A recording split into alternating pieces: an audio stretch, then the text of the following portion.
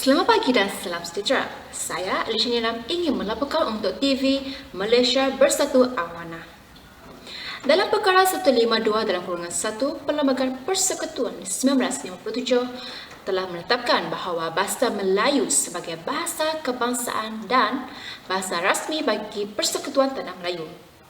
Bahasa Malaysia bukan sahaja sebagai alat komunikasi dan interaksi antara penontonnya, malah ia mempunyai peranan yang besar dalam membentuk jati diri, memupuk semangat kekitaan, integrasi dan maruah penontonnya. Bahasa Malaysia ini merupakan warisan di negara kita selain dari terkenal di serata dunia. Jadi, dalam masa 10 tahun selepas negara mencapai kemerdekaan pada 1957 hingga 1966 adalah sangat penting untuk mengetahui segala usaha yang telah dijalankan oleh masyarakat dan kerajaan. Bersama-sama kita pada hari ini iaitu Syazwan Hisham, wartawan TV Malaysia Bersatu Awana. Okey, Assalamualaikum warahmatullahi wabarakatuh dan salam sejahtera. Berjumpa kembali saya, wartawan Nur Syazwan bin Hisham melaporkan berita TV Malaysia Bersatu Awana.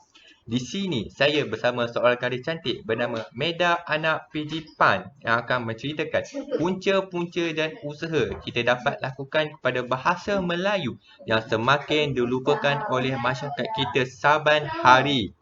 Oleh itu, dipersilakan saudari Meda. Pada pendapat saya, punca utama bahasa Melayu semakin dilupakan berpunca daripada penggunaan bahasa rojak dalam pergaulan seharian, terutamanya dalam media sosial. Sebab zaman sekarang, zaman teknologi tinggi dan ICT yang sangat-sangat memberangsangkan. Dan saya tengok masyarakat sekarang pun mudah terpengaruh dengan benda-benda pelik, terutamanya dalam bahasa rojak ni lah. Sebab bahasa rojak kan kita campurkan bahasa Melayu dengan bahasa English ataupun dengan bahasa-bahasa dialek lain lah. Bagi kita tu nampak pelik, tapi bagi masyarakat sekarang ni dia nampak unik. Dia macam benda yang sangat-sangat dibanggakan oleh mereka. Sebagai contoh, you dah makan, sedangkan you tu adalah awak ataupun kamu ataupun kau. Jadi bila kita dah terbiasa pakai ayat tu kan, kita mudah lupa apa benda ni kalau dalam bahasa Melayu. Macam tu. Media sosial ni juga dapat mempengaruhi mereka. Sebab bila kita nampakkan orang cakap macam tu, kita pun alah nak juga macam mereka. Jadi dah terbiasa lah terpengaruh dengan bahasa rojak dalam media sosial sekarang. Sebab sekarang kan zaman teknologi. Bagi saya memang bahasa rojak dalam media sosial ni lah yang buat masyarakat sekarang lupa bahasa Melayu tu macam mana. Bagi saya, pihak sekolah amatlah berperanan dalam menangani masalah ni. Sebab bagi saya, guru sering dianggap sebagai contoh terbaik yang menjadi ikutan pelajar. Itu yang saya fikir. Sebab pelajar kan mereka lebih suka dengar kata-kata guru mereka. Oleh itu, saya harap guru-guru bahasa, terutamanya bahasa Melayu, mereka harus peka terhadap penggunaan bahasa Melayu yang standard. Sebab seboleh-bolehnya mereka kena elakkanlah menggunakan bahasa dialek, bahasa campuran dan bahasa hal macam tu bila dekat depan pelajar.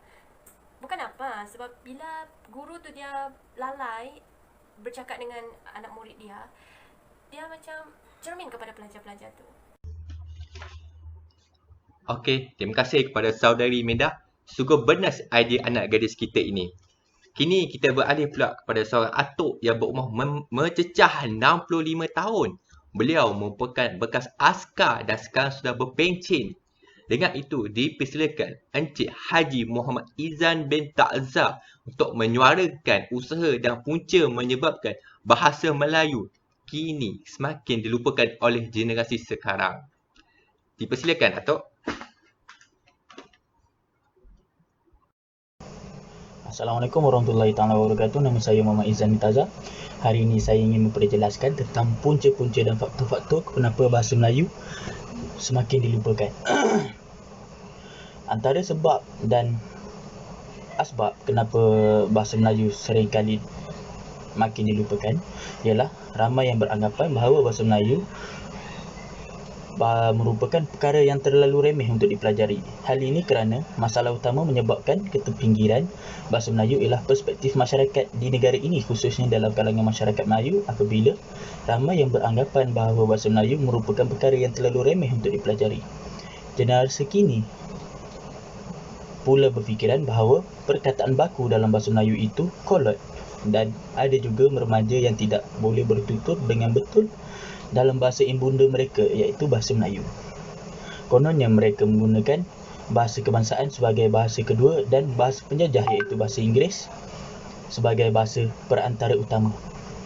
Persoalannya, di manakah silapnya sehingga generasi masa kini hilang semangat kemelayuan dalam konteks bahasa dan budaya serta mengagung-agungkan segala yang datang dari barat. Mungkin berpunca daripada ibu bapa mereka yang mempunyai pandangan bahawa bahasa Melayu itu tidak penting kerana mereka sendiri sudah dilahirkan Melayu dan berbahasa Melayu.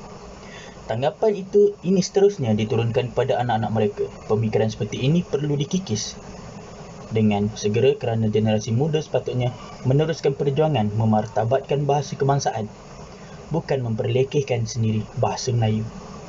Terima kasih. Wow, sungguh padu dah menusuk kalbu apa yang dicakap oleh Atuk ini. Saya yakin Atuk ini bercerita melalui pengalaman beliau semasa beliau hidup. Terima kasih Atuk. Akhir sekali saya bersama Nur Saleha binti Abdul Rashid, seorang suri rumah dan sudah berkahwin, anak 3. Puan ini akan menceritakan usaha-usaha yang perlu dilakukan untuk meningkatkan kefasihan bahasa Melayu sebagai bahasa kebangsaan. Okey Puan, dipersilakan. Terima kasih kepada wartawan yang bertanyakan soalan. Baiklah, pada pandangan saya, terlalu banyak usaha kerajaan untuk memartabatkan bahasa Melayu dalam kalangan masyarakat. Antara salah satunya ialah pemarkazan penggunaan bahasa Melayu melalui undang-undang iaitu dalam Negara 152 yang mana bahasa Melayu telah menjadi bahasa rasmi negara sekaligus menjadi bahasa perhubungan antara masyarakat di Malaysia.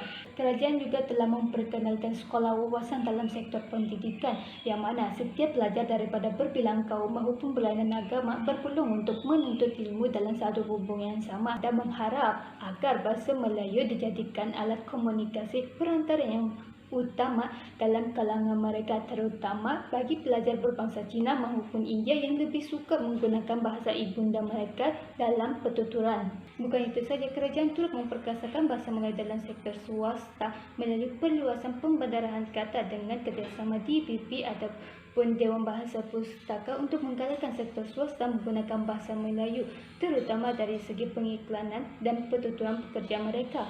Jangan hanya memandang ke arah kerajaan sahaja, setiap masyarakat juga perlu berganding bahu untuk memartabatkan bahasa Melayu, terutama dalam penggunaan teknologi seperti aplikasi dan email, serta melalui penggunaan bahasa rojak dan bahasa ringkas yang sejak akhir ini semakin terevolusi dalam kalangan anak muda dan kanak-kanak. Bukan itu saja, setiap masyarakat perlu berbangga kerana boleh bertutur bahasa Melayu dengan baik, yang sebenarnya bahasa Melayu pernah menjadi bahasa ilmu pengetahuan seperti bahasa Inggeris yang sekarang ini telah mendominasi kedudukan bahasa Melayu dalam penuturan masyarakat di Malaysia.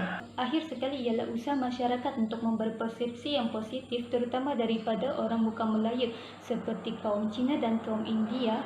Sekurang-kurangnya penguasaan bahasa Melayu dalam pertuturan adalah suatu kemestian bagi mengekalkan identiti kita sebagai rakyat Malaysia.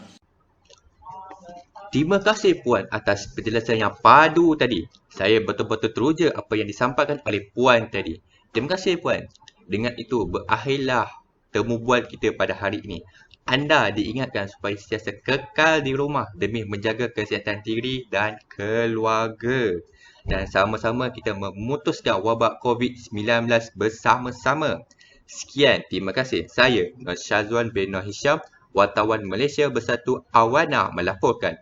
Kembali ke seri pentas.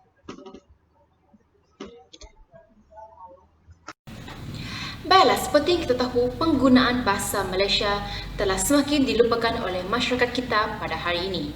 Walaupun kita tahu bahasa Melayu merupakan bahasa yang melambangkan identiti dan kewibawaan bahasa kita. Oleh itu, semua pihak haruslah mengambil berat tentang masalah ini. Sampai di sini saja Bulletin TV Malaysia Bersatu Awana. Terima kasih.